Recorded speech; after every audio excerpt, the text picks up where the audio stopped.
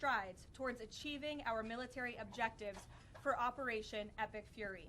10 days in, this campaign has been a resounding success thus far, and America's warriors are winning this important fight at an even faster pace than we anticipated. More than 5,000 enemy targets have been struck so far.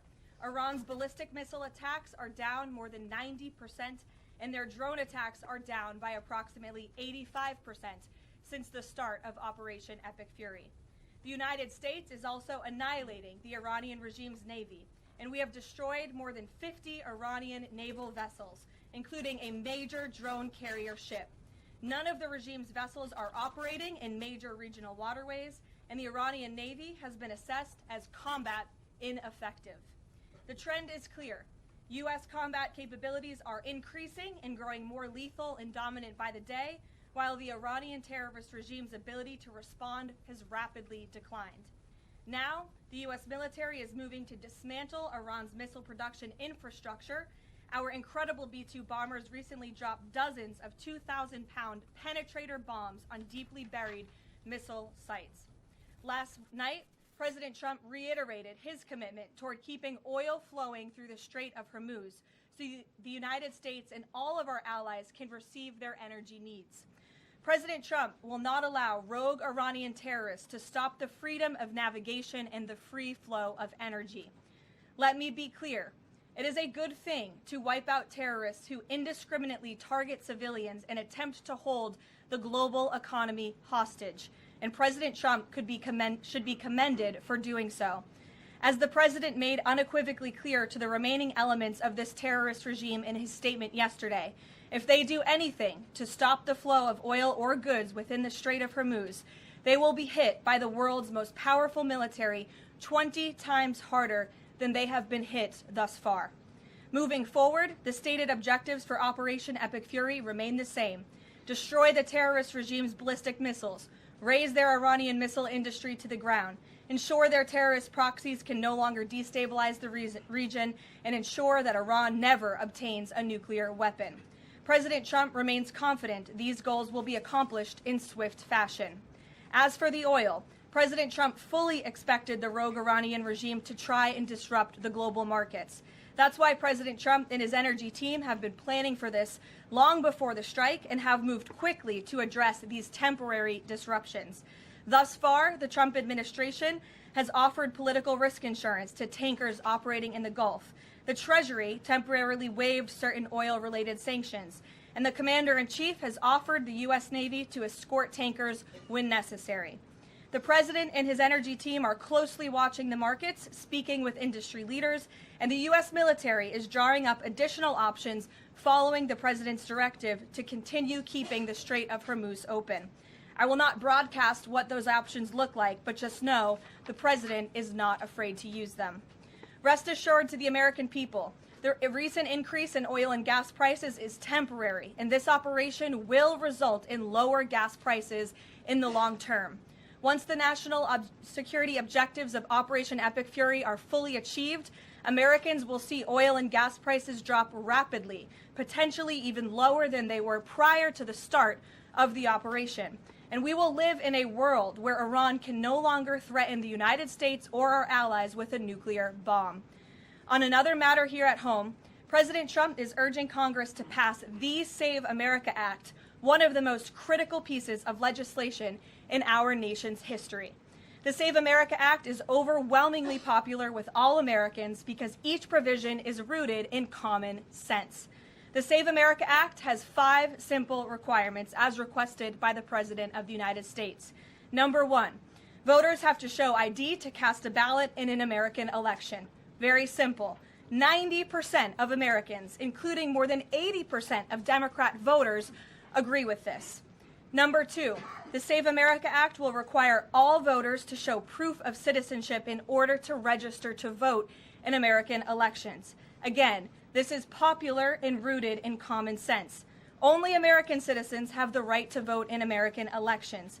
But after Joe Biden and the Democrats allowed tens of millions of illegal aliens into our country, it's more important than ever to ensure that only American citizens are registering to vote on our nation's voter rolls, and Congress needs to pass this.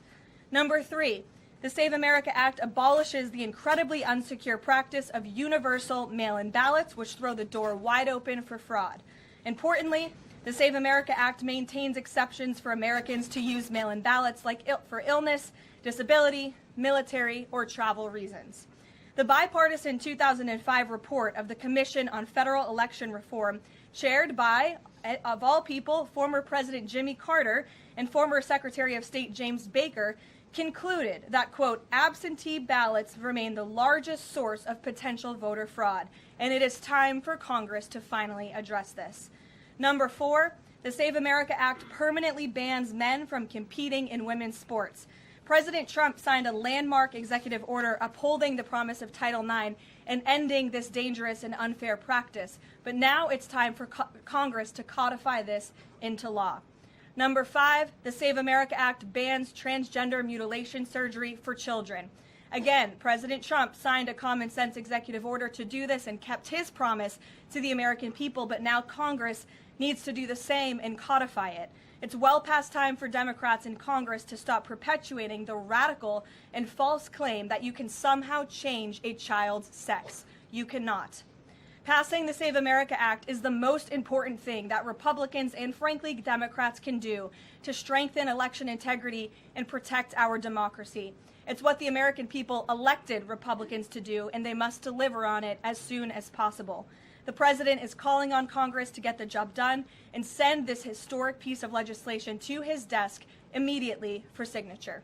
So with that today, I will take your questions. Benny, thank you for being here, and why don't you start us off? Thank you, Caroline. So my first question is actually about the Save America Act. So one of the biggest things that the Democrats are saying, the claims that they're making, is that the Save America Act, it would prevent married women from voting in elections or make it harder for them. What do you have to say to those claims? Is there any validity to them, and where do you think they're getting this from? There is zero validity to these claims, and I'm glad that you brought them up, because you have the Democrats who have created this myth, and it has been perpetuated, unfortunately, by many in the mainstream media. Let me be very clear. The Save America Act does not prohibit anyone from voting, with the exception of illegal aliens.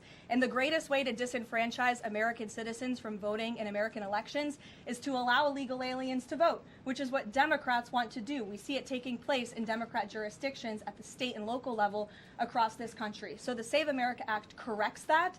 And as far as married women who have changed their name, if they're already registered to vote, they're entirely unaffected by the SAVE Act. And for the small fraction of individuals who have changed their name or their address, they can still register to vote, of course. They just have to go through their state processes to update that documentation. And this is something that the American people, married women, and minorities, and people all across this country who Democrats are insultingly saying cannot do this, they're already doing it every day, going to the Social Security office, going to the DMV, and I think it's frankly insulting that the Democrats are saying that there are certain groups of people in this country who aren't smart enough to update their documentation to allow them to vote. Again, this is a huge myth, and thank you for giving me the opportunity to address it.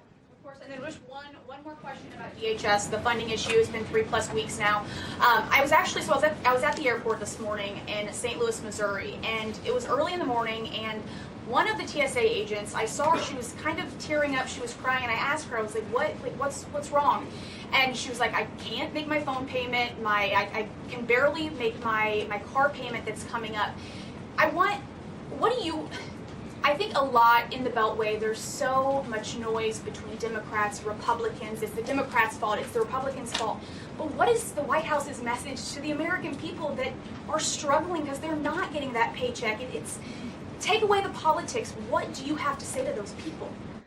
President Trump wants the Department of Homeland Security. He wants TSA, he wants FEMA, he wants the brave men and women of our United States Coast Guard to receive their paychecks, and he wants this department to be fully funded and fully reopened. And so to any American out there who is struggling without a paycheck, we know there's more than 100,000 of you across the country. To any American out there who is showing up to an airport and facing incredibly long wait times and lines, call your Democrat member of Congress and tell them to fund the Department of Homeland Security. That's what President Trump wants to do, and it's completely ridiculous that the American people are suffering as a result of these partisan games that are being played by Democrats on Capitol Hill. Thank you. Steve. You said the operation was going faster than anticipated. What is your current timeline for how long the war will last? So look, as you know, Steve, the president and the U.S. military's initial timeline was about 4 to 6 weeks to achieve the full objectives of Operation Epic Fury. Again, to destroy their missiles and their ability to make them, destroy their navy, permanently deny them nuclear weapons forever, and to, of course, weaken their evil terrorist proxies in the region. We know that the U.S. military and our brave warfighters are quickly and expeditiously executing these objectives well ahead of schedule, but ultimately the operations will end when the commander-in-chief determines the military objectives have been met, fully realized, and that Iran is in a position of complete and unconditional surrender, whether they say it or not. Does the president still want Iran's unconditional surrender? Well, when President Trump says that Iran is in a place of unconditional surrender, he's not claiming the Iranian regime is going to come out and say that themselves. What the president means is that Iran's threats will no longer be backed by a ballistic missile arsenal that protects them from building a nuclear bomb in their country. I could make an empty threat, but if I have no actions to back it up, then it's an empty threat. And so President Trump will determine when Iran is in a place of unconditional surrender, when they no longer pose a credible and direct threat to the United States of America and our allies. Adriana. Can you explain why the Energy Secretary posted and then appeared to have deleted a post on X saying that the U.S. Navy escorted an oil tanker through the Strait of Hormuz? Yes, I was made aware of this post. I haven't had a chance to talk to the Energy Secretary about it directly. However, I know the post was taken down pretty quickly, and I can confirm that the U.S. Navy has not escorted a tanker or a vessel at this time, though, of course, that's an option the President has said he will absolutely utilize if and when necessary at the appropriate time. And if this was something that was posted erroneously, could it be because of a staffer? What, I guess, will there be any consequences for this? I know you still have to consult, but just generally speaking. Again, I would defer you to the Department of Energy to answer that question. And if I could just follow up really quickly. Sure. In terms of oil sanctions, the president said that there would be some sanctions that would be lifted.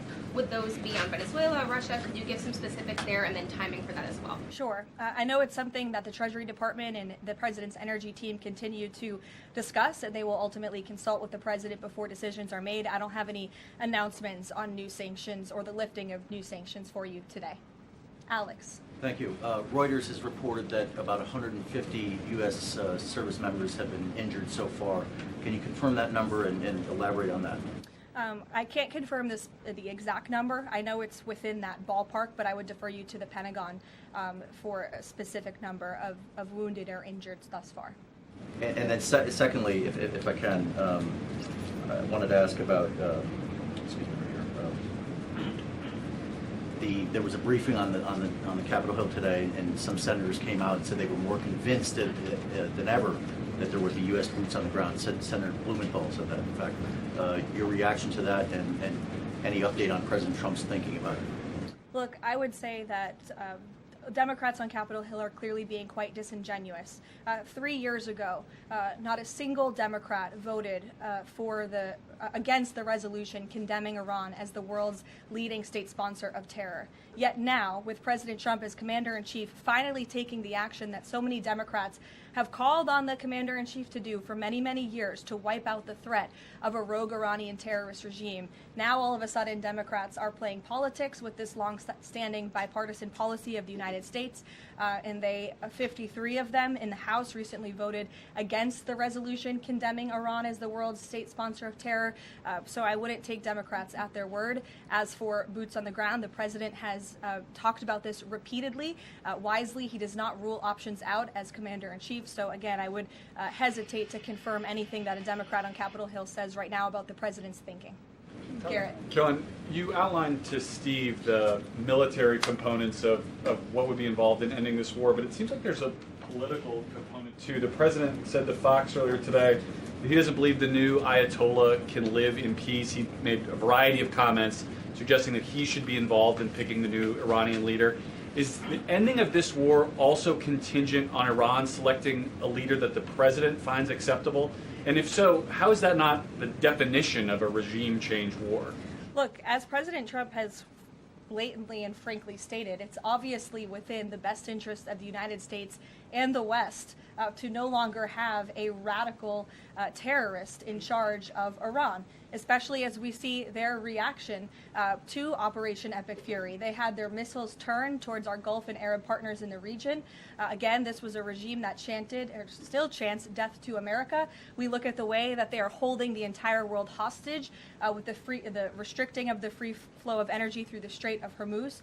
So the president, I think, is making quite an obvious comment. Again, as for the timeline of the military operations with respect to Iran, we have objectives that we have laid out that the commander-in-chief wants to see achieved. When they are achieved, then it will ultimately be up to the president to end this operation. Okay, so I think you're not exactly addressing my question, though. Is that political objective also necessary for the president to decide to end this war? Look, again, I just told you the objectives of Operation Epic Fury. When those objectives are met, the president will dictate the end of these operations when he deems that Iran no longer poses a credible threat to the United States of America. And again, it goes back to what does that unconditional surrender look like? Iran can talk all they want, and their words will be very empty when we've completely annihilated their navy, as we are doing, when we've taken out the threat of their ballistic missile capability, when we can firmly, finally ensure that they can no longer make a nuclear bomb to threaten the United States and our allies and our troops in the region. And that's what President Trump is ultimately seeking to do with respect to this operation. Jennifer. There was a shooting outside of a synagogue in Baltimore. Do you know if the president has been briefed on that, and do you have any more details on what happened? I don't, but we certainly will get you more details, Jennifer. And I don't know if the president has briefed, but I'll check on that when I get back to the Oval Office after this. Sure. Thanks, Caroline. The president said yesterday for the first time that he had to strike Iran because he believes that Iran was going to strike U.S. targets within 7 days. And then he bumped that down later to 3 days. Where is he getting that? Well, that's not the first time the president has said that he chose to launch Operation Epic Fury because he felt as though Iran was going to strike the United States and our assets in the region first. Again, I addressed this in the last briefing. This was a feeling the president had based on facts provided to him by his top negotiators who had been engaged with the Iranian regime in a good faith effort. The Iranian regime was lying, deceiving the United States of America, clearly trying to continue their nuclear program to create a bomb that would, of course, threaten the United States of America. Again, their ballistic missile arsenal, they were rapidly and aggressively increasing that by the month to a place where they would essentially build immunity for themselves, where a future president or President Trump would not be able to launch this incredibly successful operation. And so the president, again, as I have reiterated and he has said, was not going to sit back and allow the Iranian regime to threaten or to attack the United States of America any longer. But there are no U.S. leaders or Israeli leaders who are making those same claims. So is he making this up to justify his decision to go to war now? The president is not making anything up, Nancy. He is looking at this every single day based on intelligence, based on facts, and based on intelligence that he himself and his negotiators have consumed based on their, again, negotiations with the rogue Iranian regime over the past year. And the president and his team tried in a good faith way to reach a diplomatic deal through peaceful means with the Iranian regime. And Iran chose this path to death and destruction. Iran wanted to attack the United States of America, and the president was not going to sit back and allow that to happen. He was not going to sit back and allow that to happen, and everyone in this room should be grateful for it. John. Thanks a lot, Caroline. Two questions for you. One has to do with a follow-up to your statement that you made at the beginning of the briefing regarding the Save America Act. Sure. Yesterday, the Senate Majority Leader John Thune spoke on the effort to potentially have a filibuster broken, the rules for the filibuster broken. He said the votes aren't there, one, to nuke the filibuster, and the votes aren't there for a talking filibuster. He says that's the reality. What's your reaction to what Senator Thune said? Look, I think President Trump, the urgency behind his need to pass the Save America Act and his desire to get this country-saving legislation passed has been made quite clear. He wants all options on the table, and he wants the Senate to move as quickly as possible through whatever means necessary. And then secondly, just regarding the president's trip tomorrow, looking ahead, why Ohio and why Northern Kentucky? Well, Well, why not? These are two great states with great Americans. Just wanted to know why they were chosen. Great states with great Americans. The president will be joined by lawmakers from both states who he greatly admires and respects and supports. And he'll be meeting with business owners in both of these places and talking about the economy, which is, of course, the utmost importance to him. Caroline, thank you. Last week, the Energy Secretary issued a waiver for India to get oil, Russian oils during this energy crisis. Yes. Have you spoken to President about it? What's the idea behind this? Have I spoken to the president about it? Yeah. Yes, I have spoken to the president about it. And the president and the Secretary of Treasury and the whole national security team came to this decision because our allies in India, as you know, Lalit, have been good actors and have previously stopped buying sanctioned Russian oil. So as we work to appease this temporary gap of oil supply around the world because of the Iranians, we have temporarily permitted them to accept that Russian oil. And this Russian oil was already at sea. It was already out on the water. So this short-term measure, we don't believe it will provide significant financial benefit to the Russian government at this time. I have one more question about Pakistan. You know, Pakistan is a neighbor of Iran, and Pakistan is also an ally of U.S. President has been praising a lot about the field marshal. Is Pakistan providing any kind of support in this war against Iran? That I will have to check on with the Pentagon and get back to you. Sure. The president said yesterday that President Putin told him he wanted to be helpful in the Middle East. The Kremlin put out a statement where Putin said, quote, "I would like to reaffirm our unwavering support for Tehran and our solidarity with Iranian friends." How does the president think that Russia could be helpful, if not helping Iran? And did the president push Putin on Russia sharing intelligence with Iran in this war? The president and his special envoy Witkoff have both said that, of course, they've sent a message to Russia that if that was taking place, it's not something they would be happy with, and they hope that it is not taking place. As for further details about the discussions between these two leaders, I'll leave it to the president to divulge any more of that conversation, but he did confirm it yesterday and provided you with a little bit of the background and his view and his perspective, as he always does. Luke. Regarding the missile strike on the Iranian school, how long does the administration expect that investigation to take, and will the White House or the Department of Defense release a full report of its findings once the investigation is complete? The Department of War will do that. The investigation continues, and as the president said yesterday at his press conference, he will accept the conclusion of that investigation, whatever it may be. We'll go to the back row for some love. Sure, in the back with the glasses. Go ahead. Regarding the shield of the Sitting down. Americas. Caroline, And then you can go, but go first. Okay, thank you. Is there an update regarding You have rough real estate back there, so I'm is trying to give you is some there an love. update regarding Cuba, and also is an economic deal imminent? Sure. I don't have any updates on Cuba for you today. Obviously, this is something the administration is actively dealing with. The president's made it quite clear it's his belief, based on fact, that the Cuban regime is bound to fall. The country is obviously in a very weak place, economically speaking. The people are crying out for help, and the president believes and knows that the Cuban regime wants a deal. So as you know, Secretary of State Rubio has been engaged in those conversations as directed by the president. I don't have any updates for you today, though. Thank you, Caroline. Regarding the Shield of the Americas, the initiative by President Trump this weekend, big names, a lot of countries, but some notable absences. For instance, Colombia, which is a key ally with the United States in terms of counter-narcotics. And President Gustavo Petro was here at the White House, and he met with President Trump.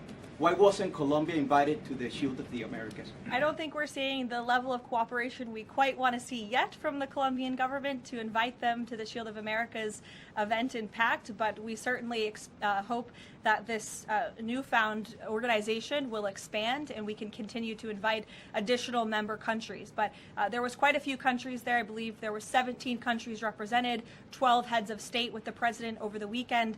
They signed a defense agreement with all of our militaries to emphasize the need to combat drug cartels through Latin America in the Western Hemisphere, and ultimately, of course, to curb the illegal trafficking of drugs to the United States, which is the president's utmost priority in all of this. So it was a great event on Saturday, and we look forward to the coalition expanding. Kelly in the back.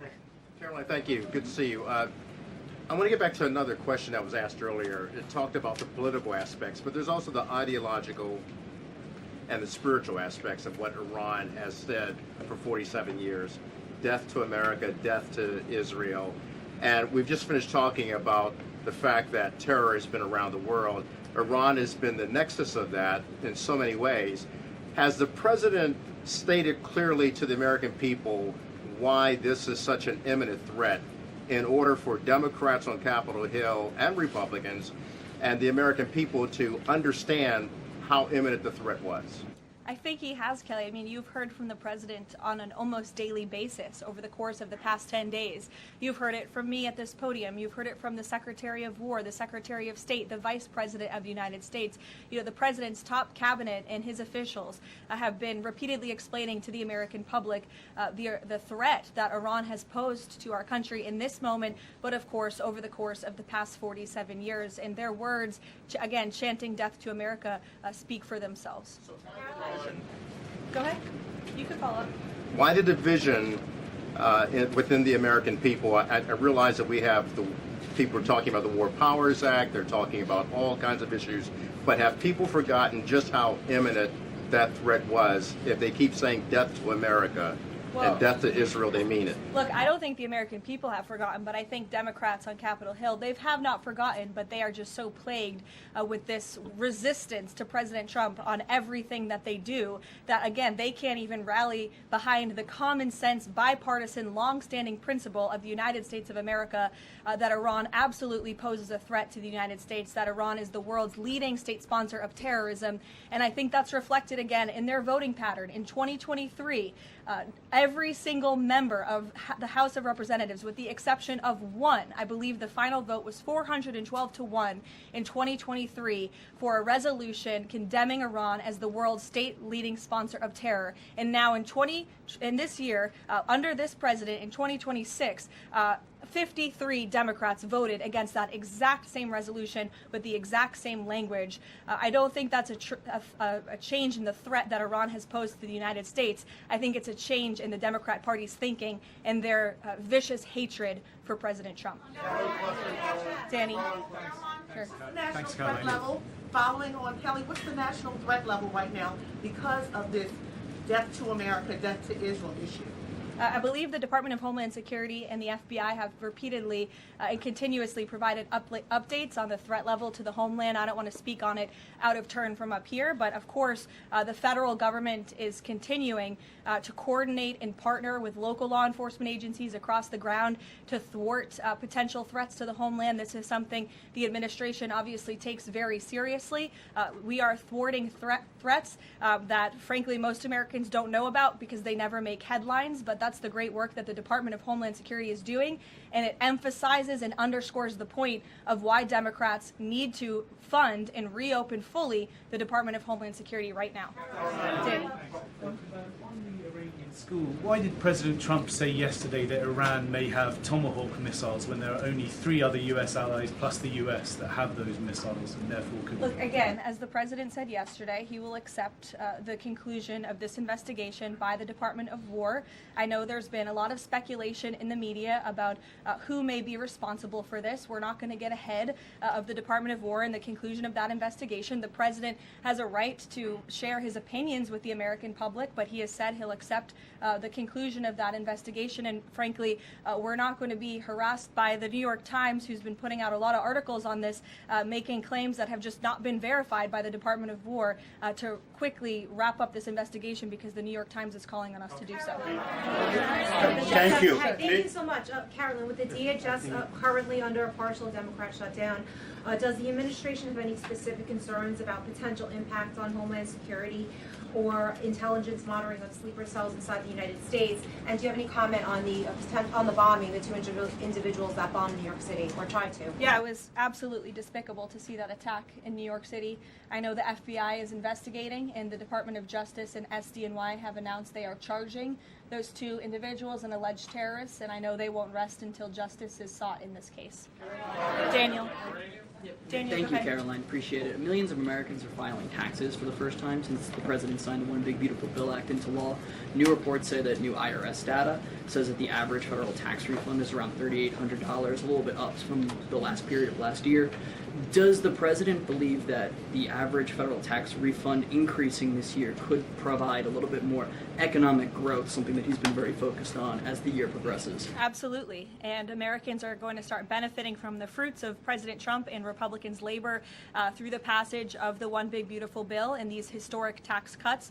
We are midway through tax season, so just to provide an update from the Treasury Department that just went out moments ago, nearly 63.5 million tax returns have been processed thus far, 45% of the anticipated total number of tax returns by April 15th, so don't forget to file your taxes, people. And the average refund this year is more than $3,700. And we know that more than 27.5 million individuals who have filed their tax returns thus far have claimed at least one of President Trump's new tax cuts. Over 3.5 million returns have claimed no tax on tips. Over 15.5 million returns have claimed no tax on overtime. Over 9.2 million returns have claimed the enhanced deduction for seniors. And over 690,000 returns have claimed no tax on car loan interest. And another amazing statistic, nearly 3.5 million Trump accounts have been opened for children in our country thus far. So we look forward to, I know the Treasury Department continues to look forward to seeing these checks go out the door and into the pockets of hardworking Americans, and the President will be meeting with them himself tomorrow on the road in both Ohio and Kentucky, and we look forward to seeing you all there. Thank you, guys. Thank you, Caroline.